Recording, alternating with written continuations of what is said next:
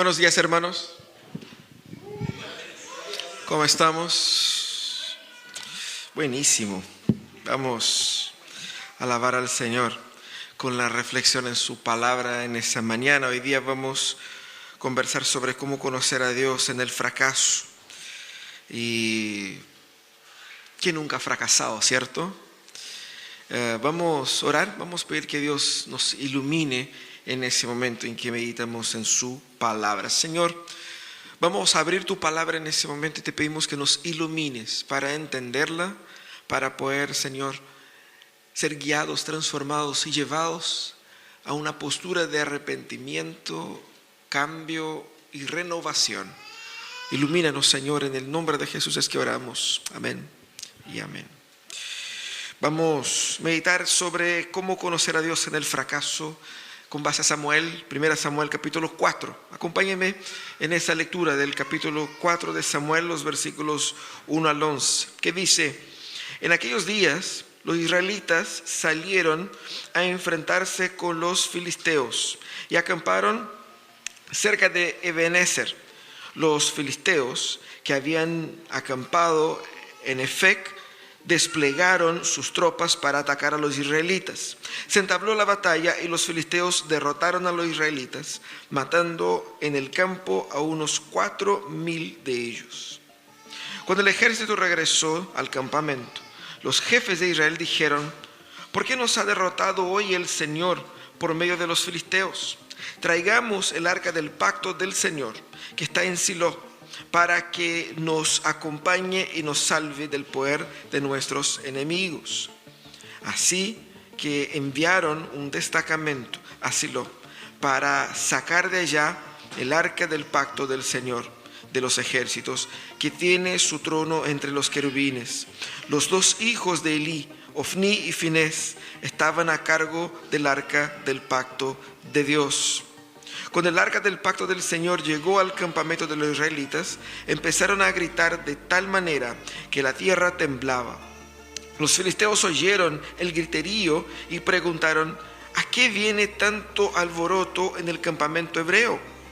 Y al oír que el arca del Señor había llegado al campamento, los filisteos se acobardaron y dijeron: Dios ha entrado en el campamento. Ay de nosotros, que nunca nos ha pasado algo así.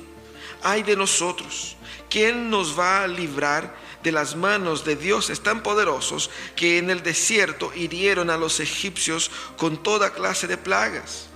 Ánimo, filisteos, sean hombres. Si no quieren llegar a ser esclavos de los hebreos, tal como ellos han sido de nosotros, luchen como hombres. Entonces los filisteos se lanzaron al ataque y derrotaron a los israelitas, los cuales huyeron en desbandada. La matanza fue terrible, pues de los israelitas cayeron 30,000 soldados de infantería. Además, fue capturada el arca de Dios y murieron Ofni y Finés, los dos hijos de Elí.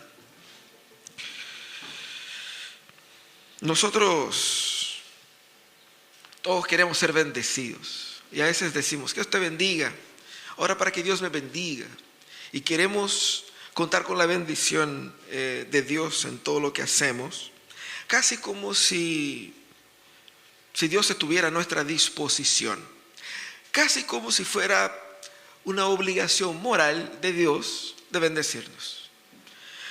Nosotros asumimos y muchas veces demandamos la bendición de Dios en muchas circunstancias en nuestras vidas, pero normalmente no entendemos qué es realmente bendición, qué es lo que es el favor de Dios, qué significa, en qué implica. Y lamentablemente nosotros en esa cultura de bendición no sabemos entender la derrota y el fracaso. Cuando sentimos que Dios no nos ha bendecido, nos sentimos confundidos, no solamente entristecidos por lo que pasó, pero también empezamos a levantar dudas con relación a que tanto Dios me apaña. Y nos sentimos fracasados. Y hay gente que se siente traicionado por Dios, ¿Por qué Dios hizo eso conmigo? ¿Por qué Dios permitió que algo tan terrible sucediera conmigo? Yo que soy una buena persona, ¿no? Es así que decimos. Y esa es la causa de por qué Dios nos debe bendecir, porque somos buenas personas. En última instancia, Dios debe bendecirme porque en cierto nivel me lo merezco. No soy tan malo, me porto bien. Ya, Jesús, tuviste mi empeño, apáñame. Y cuando cuando recibimos el feedback de Dios como queremos, nos frustramos. Y eso es una relación tóxica. Y una relación tóxica con Dios no nos permite entender el real significado de los eventos que nos toca vivir. La tragedia es parte de la naturaleza humana porque el pecado es parte de la naturaleza y de la historia humana. Dios nos priva de muchas, pero no nos priva de todas. Y muchas de esas tragedias Dios trae para nuestras vidas, no porque nos quiere ver sufrir porque sí, sino que porque muchas veces ni siquiera se trata de nosotros. Estamos sufriendo por un propósito que no tiene ni siquiera que ver conmigo, que es un plan mucho más amplio que Dios está obrando y estoy en esto. Mucha gente se desilusiona con Dios, pero nosotros necesitamos aprender del fracaso. El fracaso nos enseña. Y el texto que vimos acá es un texto fantástico para relatar el fracaso del pueblo de Dios. Nosotros empezamos a leer el texto y parece una clásica historia donde el pueblo va a luchar, pierde un poquito, se devuelve, se fortalece en Dios y después avanza y destruye sus enemigos, ¿cierto? Es clásico, así como que uno va, lucha, pierde, vuelve, se refuerza en Dios y ya ahí vamos, y los enemigos están con miedo porque el Dios de los ejércitos va sobre ellos y nosotros vamos y les vamos a destruir. Pero lo sorprendente de la historia es que todo va mal de la peor manera que se imagina. El contexto aquí es el contexto que estamos estudiando las últimas semanas del libro de 1 Samuel, que es la transición del periodo gobernado por jueces, no habían reyes en Israel, hasta la transición hasta Samuel, que es el último de los jueces, y el primer a instituir a los reyes, y de ahí en adelante se establece la monarquía en Israel. Es esa transición. Ese periodo era un periodo de mucha apostasía, de mucha idolatría. El pueblo, cada uno hacía lo que quería. Si usted lee el libro de los jueces, hay cosas absurdas que ellos hacían. Absurdas de todos los niveles. Del deterioro moral, del deterioro espiritual de la nación. El texto muestra que Elí, que era el sumo sacerdote, juez, líder del pueblo, tenía 2 hijos, joyitas, hermosos, Ofní y Finés. Eran los tipos más detestables que se puede imaginar, y la Biblia no se hace corta en describir sus maldades. Eran hombres malos, eran hombres impíos, eran hombres injustos, eran hombres malos. Y el Señor había dicho en más de una ocasión que estos hombres morirían y los 2 morirían en el mismo día. Se lo había dicho a su padre, ellos también lo sabían. Entonces había una expectativa de que la casa de Elí no duraría mucho. Elí fue sumamente connivente con el pecado de sus hijos, y ese fue su pecado. Pero pensemos por un instante, hermanos, nosotros vemos a hombres impíos haciendo cosas impías y nadie dice nada. ¿Por qué nadie dice nada? Porque el pueblo también era impío. Ellos lideraban, pero encontraban eco en el pueblo. Entonces el pueblo aquí, el pueblo de Israel, estaba en un momento de una debilidad espiritual. Y como vemos en los libros de los jueces, cuando el pueblo se apartaba de Dios, caía esclavo de las naciones vecinas. ¿Qué es lo que pasa aquí? El pueblo se apartó de Dios. Y la evidencia la vemos en sus líderes. Como resultado, acto seguido, naciones enemigas dominaban al pueblo. Lo que era para ser una historia de éxito, de victoria, fue un fracaso rotundo, porque no solamente perdió la batalla y la vida de 34,000 hombres, guerreros, que no es menor, es mucha gente. Imagínense, 30,000 funerales, es mucha gente. ¿Dónde se entierra toda esa gente? Y para colmo, el bien más precioso, más importante, el ítem que es el alma del pueblo de Israel, el arca del pacto, que representaba la presencia de Dios, fue llevada. En aquel día, como dice al final del capítulo, la esposa de uno de los hijos de Elí dijo: se fue la gloria. Icabod es el nombre del hijo que ella tuvo después que supo que su marido había muerto y que el arca se había perdido. Se fue la gloria. Esa historia de un fracaso rotundo nos ayuda a pensar en qué Dios quería decir con eso. ¿Qué Dios es poderoso, Dios podría resolver esto así, así, así. ¿Por qué Dios permitió que Israel cayera de esa manera? ¿Y por qué Dios permite que nosotros también experimentamos en nuestras vidas fracasos que seguramente no serán quizás tan grandes como estos en ciertas proporciones, pero tan dolorosos para nuestro corazón de igual manera? ¿Cómo podemos conocer a Dios en el fracaso?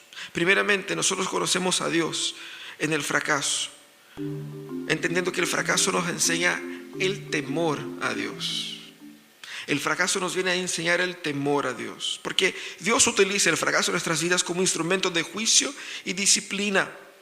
Israel aquí fue derrotado por culpa de la iniquidad de los hijos de Elí, que lideró la iniquidad de ellos, guió a Israel y condujo a Israel a la misma iniquidad. Dios ya había dicho que castigaría a los hijos de Elí por sus maldades, y la derrota aquí culmina en lo que Dios había dicho.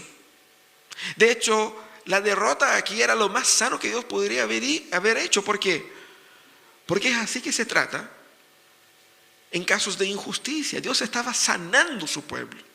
El pecado de los líderes de Israel aquí no eran solamente pecados privados, pero eran pecados no solamente en la esfera pública, pero que afectaba también las instituciones que Dios había creado, del sacerdocio. Y conducía el pueblo al pecado. El pecado de los líderes es también el pecado del pueblo. Y aquí nosotros vemos un detalle muy importante: la importancia de un liderazgo sabio y santo. Porque un liderazgo impío conducirá el pueblo a la impiedad.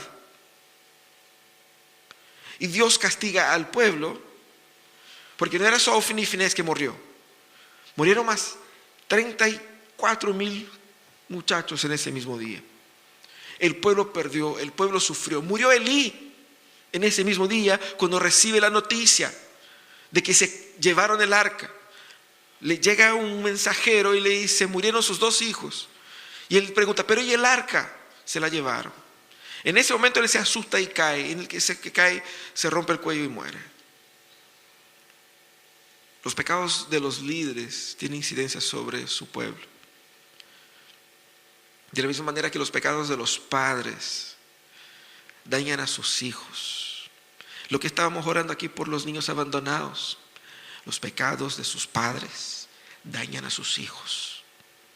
Y es por eso que uno debe cuidar con mucho cariño sus matrimonios, no solamente por un deber ante el Señor, sino que también por amor a sus hijos.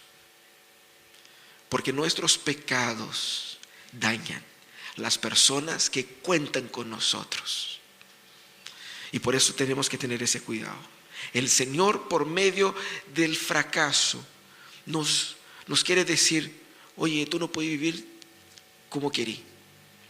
Tienes que poner atención en la forma como vives. Tienes que tener temor al Señor. El fracaso nos llama entonces a humillarnos delante de Dios en temor. La soberbia de los hijos de Elí se terminó. Ellos se paseaban por las cosas del templo como dueños de la cosa toda. Ellos sacaban lo que querían, distorsionaban lo que quería, robaban lo que quería, porque no, si mi padre es el dueño, así que yo hago lo que quiero. Y el Señor se los cortó de raíz. No solamente ellos no tuvieron historia, su familia no tuvo historia, no tuvo descendencia en ese mismo cargo. El pueblo sale a la batalla, y fíjate qué interesante, el pueblo sale a la batalla inicialmente, no da registros de que habían consultado al Señor ni nada, salieron a pelear porque probablemente estaban ahí en un enfrentamiento ya constante. Sale a la batalla y pierde. Cuando el pueblo se reagrupa, no se humillan delante del Señor suplicando al Señor dirección. Señor, ¿debemos salir o no a la batalla? ¿Tú estás o no con nosotros? No consultaron al Señor. ¿Qué hicieron ellos? Se pusieron creativos. Eso es pésimo. Ya vamos a hablar sobre eso. Pero el pueblo da por sentado que no, si nosotros somos el pueblo de Dios y Dios nos va a bendecir, ¿por qué no? Somos su pueblo. Trae el arca, vamos a llevar el arca y el Señor va con nosotros y llegó con el arca y la gente, ¡guau! Tembló la tierra. Ellos estaban así, llegaron al campo de batalla y decimos, venimos a terminar con esa cuestión aquí. Arrogantes. Y la derrota fue tan abrumadora, tan vergonzosa, que le costó muchísimo a Israel recomponerse.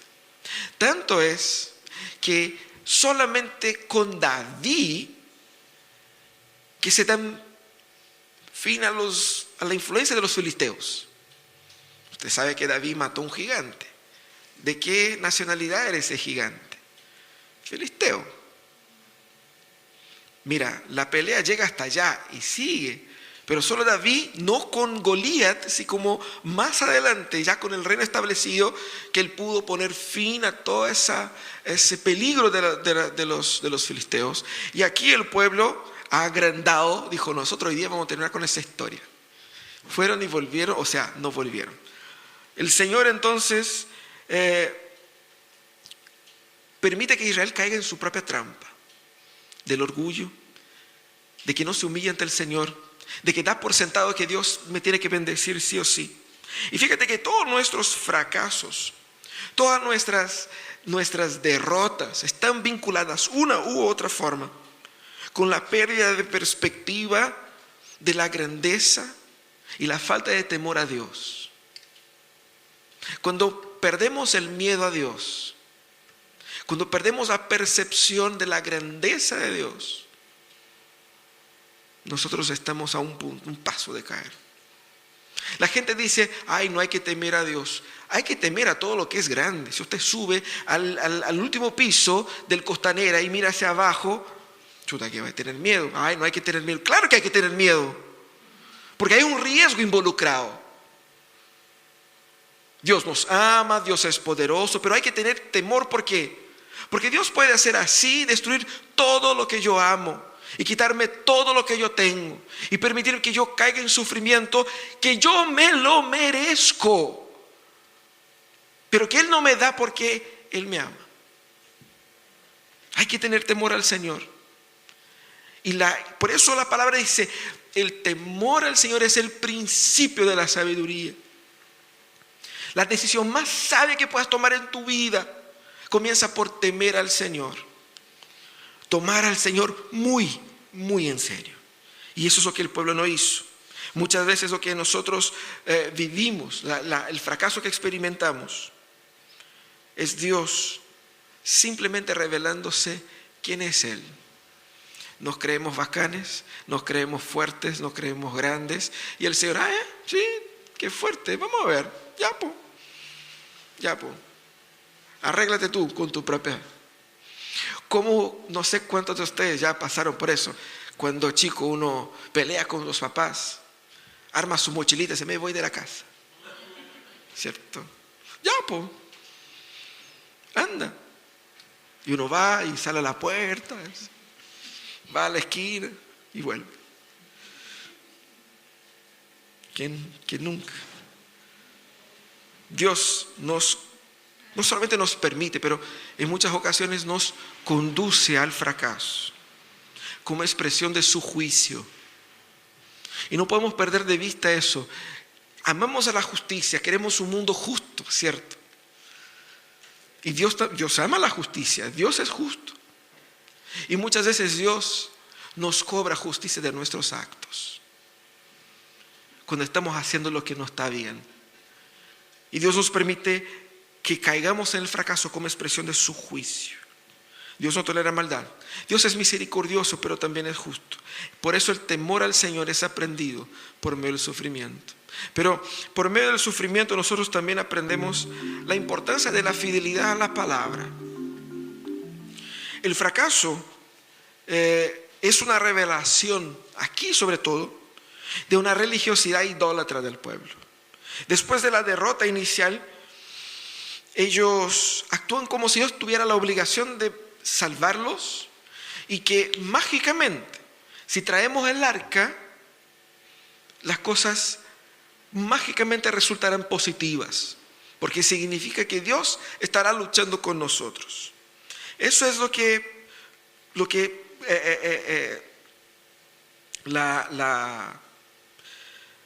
la idea del texto acá. Y fíjate que el ponerse creativo no viene de la nada. ¿De dónde se les ocurrió llevar el arca? ¿Cuándo fue que eso resultó? ¿Cuándo Dios dijo, oye, si las cosas estén difíciles, lleva el arca? ¿Cuándo? ¿De dónde sacaron esto? De las culturas paganas. Porque los paganos llevaban a sus ídolos para los campos de batalla. Pero Israel no era orientado a hacer eso. ¿Qué llevaba Israel al campo de batalla? El pueblo en obediencia al orden de Jehová. Ellos derrotaron gritando. Destruyeron la muralla. Ellos utilizaron instrumentos como en el pasado con Gedeón, como vasijas de barro y antorchas. Rompieron las vasijas, levantaron las antorchas y el pueblo empezó a pelearse entre sí. Y así fue que derrotaron al ejército enemigo. Pero ahora se les ocurre, no, nosotros nos vamos a consultar al Señor. No queremos saber que el Señor nos dirija, queremos que el Señor simplemente esté mágicamente aquí. ¿Por qué? Porque dentro de una religiosidad idólatra, eso es lo que se hace. Y eso fue lo que hicieron. Entonces, llevar el arca era una forma de obligar a Dios a salvarnos. Tanto es así que, ¿cómo interpretan los filisteos eso? Los dioses llegaron ahí. O sea, los filisteos entendieron todo. ¿Por qué? Porque era así como ellos hacían. Imaginen ustedes los ejércitos de Jericó. Ellos sí que no entendieron nada. Hay un grupo de gente dando vuelta acá. Están dando vuelta. ¿Y qué más? Están dando vuelta nomás.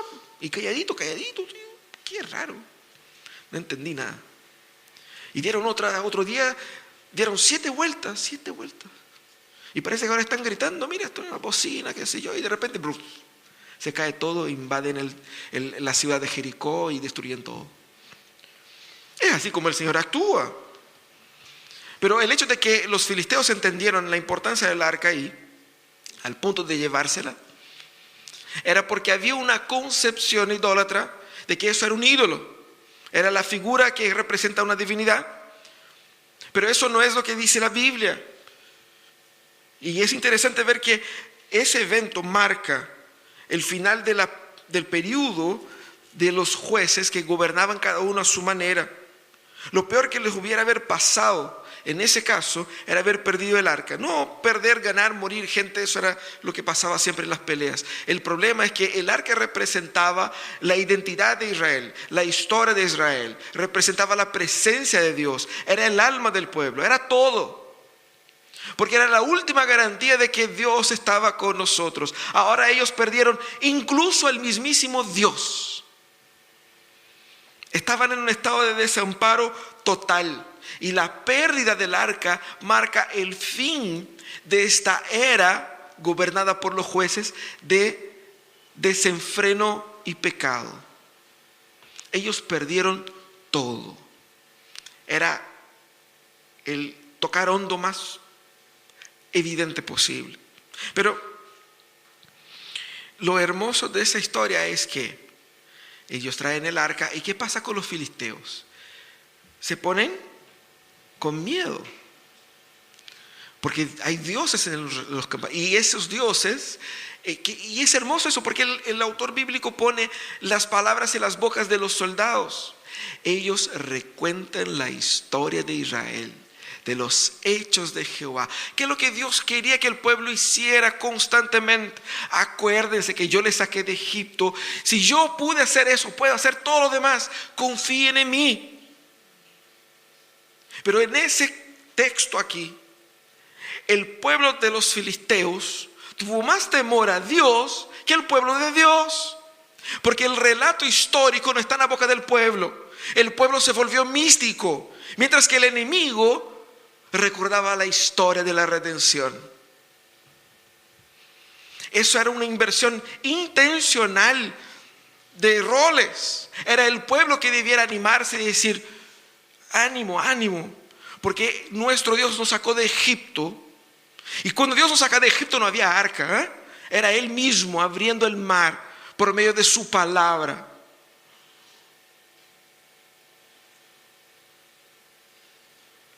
Es la fidelidad a la palabra lo que el Señor quiere que recordemos. Nosotros fracasamos cuando empezamos a permitir que el conocimiento de las Escrituras sea algo secundario e irrelevante. Porque cuando... Y eso es lo que Satanás quiere para nuestras vidas. No es que no sepamos nada, es que sepamos algo, que sintamos que sabemos lo suficiente, pero en realidad sabemos muy poco y rellenamos con creatividad. Y por creatividad, entiéndase, por idolatría. Y pensamos que estamos adorando a Dios, pensamos que estamos honrando a Dios, pero nosotros estamos simplemente alimentando nuestros ídolos con un versículocito de vez en cuando para dar así como que la sensación de que eso es verdad. El fracaso es un llamado del Señor de vuelta a las Escrituras. Es un llamado al Señor a que volvamos a poner nuestros ojos en el relato bíblico, a que recordemos la historia de Dios en nuestras vidas. Dios, nuestro Dios, es el Dios de las Escrituras. No es el Dios que sientes en tu corazón, que imaginas en tu mente. No, eso no es Dios. El Dios verdadero es el de las Escrituras. Que el fracaso nos lleve de vuelta a la palabra, a conocer al Dios que es como Él dice ser. Porque el ponerse creativos es lo que nos aleja de Dios, es lo que nos abre la puerta al fracaso. Y es por eso que en muchas ocasiones, en todo el Antiguo Testamento, el pueblo perdía. ¿Por qué? Porque no conocía a Dios. Y la Biblia mismo dice: mi pueblo fracasa por falta de entendimiento. La ignorancia mata también. Y eso es importante recordar. Y lo más hermoso de todo eso es fantástico, es que en las Escrituras, en ese relato, encontramos ánimo, alivio, alegría, paz para los momentos de angustia. Pero por desconocer a las Escrituras, perdemos el privilegio de disfrutar de paz, ánimo, alegría, que están ahí, a nuestra disposición. Y sufrimos sin paz, sin ánimo, sin alegría. Y decimos: Señor, ¿por qué me pasa eso? Porque no lees la Biblia. No es solo leer, es encontrar a Dios ahí, caminar con Él, vivir con Él. Eso es. Pero también aquí en ese texto el Señor nos enseña el fracaso como instrumento de revelación de su soberanía. El fracaso nos enseña la soberanía de Dios, porque nos preguntamos de una forma muy honesta: ¿por qué rayos cayó Israel? ¿Por qué Dios no lo salvó? Ya, ¿qué le cuesta? Puede haber matado a Ofni y Finés de un infarto fulminante y chao. Y se acaba con la lecera y tira para adelante, y no tiene que morir 30,000 y el arca queda guardadita, todo impeque, y la vida sigue. cómo Dios permitió que su nombre fuera difamado, porque la interpretación de los filisteos es: nuestro Dios es más fuerte que el Dios de ellos.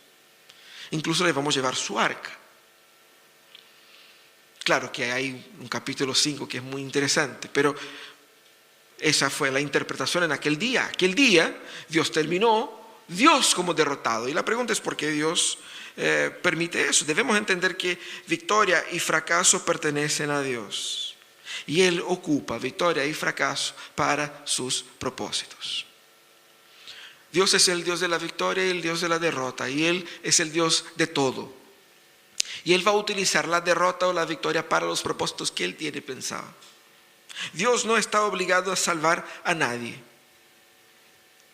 Dios no está obligado a bendecirte, a ayudarte, ni a animarte. Dios no está obligado a salvarte de los condoros que tú mismo engendraste con tanta habilidad y creatividad. No. Él no está obligado a nada. Y eso es ser soberano. Dios tampoco es un Dios menos salvador porque nos salvó a Israel aquí. No es un Dios menos salvador cuando permite que su pueblo caiga por medio de sus enemigos. Porque Dios utiliza esas mismas derrotas para corregir, para sanar, para restaurar su pueblo. Lo mismo pasa con nosotros. No es casualidad que a futuro, ¿qué es lo que pasa con el pueblo de Israel? Por desviarse de los caminos de Jehová, terminan en el exilio. La Biblia utiliza el término pastor para referirse a líderes idólatras paganos. Él es mi pastor. Ciro es mi pastor. O sea, como un instrumento de juicio y castigo de Dios, un hombre pagano que inflige dolor a su pueblo. Porque Dios es el dueño de la victoria y de la derrota. Dios no está obligado a nada, y eso es entender Dios en su soberanía. Ahora, ¿cómo entender esa derrota? ¿Cómo entender los propósitos de Dios en eso? ¿Qué quiere Dios con eso? La ausencia del arca para Israel representaba para ellos un desamparo total, porque efectivamente no tenían hacia dónde recurrir más. Era una ausencia brutal de presencia de Dios. La percepción de la presencia de Dios era total. Y fíjate que la derrota no pone fin a los planes de Dios para el pueblo, sino que muestra que incluso en su soberanía, los pueblos paganos son instrumentos de la gracia de Dios cuando llevan al pueblo al arrepentimiento. ¿Cómo nosotros podemos entender la derrota? ¿Cómo sufrir? ¿Cómo asimilar esto? Asimilamos la derrota reconociendo que si vino de las manos de Dios, Dios tendrá un propósito con eso. Asimilamos la derrota, reconocer que Dios es soberano y yo no soy soberano. Yo no tengo control de mi historia, no tengo control de mi vida, no tengo control de mis planes, no tengo control de nada. Y el hecho de que Dios sea soberano nos da dos enseñanzas básicas. Una es que puedo descansar en que Dios está controlando eso. Eso no está al azar. Mis enemigos no van a derrotarme por siempre, porque no es así, es Dios quien está controlando. Entonces yo puedo tener esperanza en la soberanía de Dios. Ahora también la soberanía de Dios pone un freno a mi corazón que es controlador, que quiere controlar todo, quiere dominar cualquier resultado, quiere tener control sobre cualquier aspecto de la vida. Y me dice: no, yo no soy el dueño del mundo, ni controlo el mundo, mucho menos mi vida. Y cuando yo estoy ahí dando mis mis llantos de sufrimiento, el Señor, ¿y por qué? ¿Por qué? Y muchos de los sufrimientos que tenemos son sufrimientos pecaminosos. Estamos sufriendo porque queremos ser soberanos como Dios y no podemos. Y sufrimos. Lo que Dios quiere es que dejemos de sufrir por querer ser quien no debemos ser y confiemos en Él. Y Dios permite que el arca se vaya para que el pueblo se arrepienta. Dios permite que el pueblo sufra el desamparo para que Dios sea más glorificado ahí. Porque por medio del sufrimiento y la muerte del pueblo, Dios fue más glorificado ante los dioses de los filisteos. Dios tiene un plan y nosotros no tenemos todas las informaciones de qué plan es ese. Y yo tengo que someterme a un plan desconocido, porque Dios dice: no tienes que conocer al plan, tienes que conocerme a mí. Ese es el punto. Tienes que conocerme a mí. Yo soy la garantía de que este plan es un plan, como Él mismo dijo ahí en los profetas: yo tengo un plan para ustedes, plan de paz y no de muerte, de vida, para dar el fin que ustedes desean. Pero ustedes no saben cuál es el plan, pero ustedes saben quién soy yo. Confíen en mí. Dios nos conduce al sufrimiento para que confiemos en su poder soberano. ¿Cómo nosotros podemos aprender del fracaso? ¿Cómo conocer a Dios en el fracaso? Primeramente, ejercítate en cultivar un corazón temeroso a Dios. Temer a Dios es evitar el pecado, es luchar contra las tentaciones, es buscar crecer en santidad. Temer a Dios es netamente estar en dependencia de Dios. Señor, ¿debo hacer eso? ¿Debo buscar eso? Consultar al Señor antes de tomar ciertas decisiones. Uno sabe que hay que consultar a la señora antes de comprar algo caro, ¿cierto? Importante, para no tener problemas matrimoniales ahí. Pero más importante que consultar a la señora, es importante consultar al Señor. Porque si bien la señora nos puede orientar, dirigir, el Señor es el quien paga la cuenta al fin del día, ¿no? Y nosotros no hacemos eso. Nosotros hacemos nuestras cuentas. Si no es muy caro, nos lanzamos. Si vemos que va a traer algún problema, oye, ¿qué te parece eso? No, sí, vale la pena, sí. Es importante. Hace mucho que lo quiero. Una Xbox nueva, PlayStation. Y uno hace sus llantos y ya se pone de acuerdo y compra. Pero no lo consulta al Señor para eso, ¿no? Porque ¿para qué voy a molestar a Dios con esas cosas? Eso es falta el temor al Señor. O sea, ¿qué estoy haciendo con ese dinero que Dios me dio? Señor, ¿está bien con eso? Sería por ahí que se cultive, así que se cultiva el temor al Señor. También nosotros debemos ser el pueblo de la Biblia, el pueblo de la palabra, el pueblo que sigue las instrucciones tal cual como dice ahí. La adoración a Dios debe ser como Él dice, la vida debe ser como Él dice, el enfrentamiento de las crisis debe ser como Él dice, porque si no, nosotros vamos a estar haciendo ahí pociones mágicas. Vamos a estar buscando energías, vamos a estar mezclando Dios con espiritualidades paganas, porque nos parece tener sentido. Eso tiene sentido, eso parece que tiene lógica, y voy a meditar y a relajar y a encontrarme conmigo mismo y nos metemos en esa bola porque aprendimos ahí y nos parece bonito, interesante, pero eso es paganismo. Debemos volver a las Escrituras, porque Dios se utiliza de los medios más no convencionales para hacer sus cosas. Y lo único que nos toca es sigue el plan paso a paso. También descansa en la soberanía de Dios. Porque el que Dios sea soberano significa que tú no tienes el control, pero aquel que tiene el control te ama. Entienda eso, Él te ama. No confiar en el control de Dios es no creer que Él me ama. Descansa en la soberanía de Dios. Descansa en el plan de Dios. Yo no sé cuál es, tú no sabes cuál es. Él te va a revelar en el momento que Él te quiera revelar. Pero el punto es, confía en Él. Y todo va a estar bien. Muchas veces Dios nos permitirá perder todo, incluso la percepción de que perdimos a Él mismo, para que volvemos de nuevo nuestros ojos a Él y lo veamos grande en su soberanía, gobernando sobre todo. Que el Señor tenga compasión de nosotros y nos ayude a aprender y a conocer a Él en el fracaso. Oremos.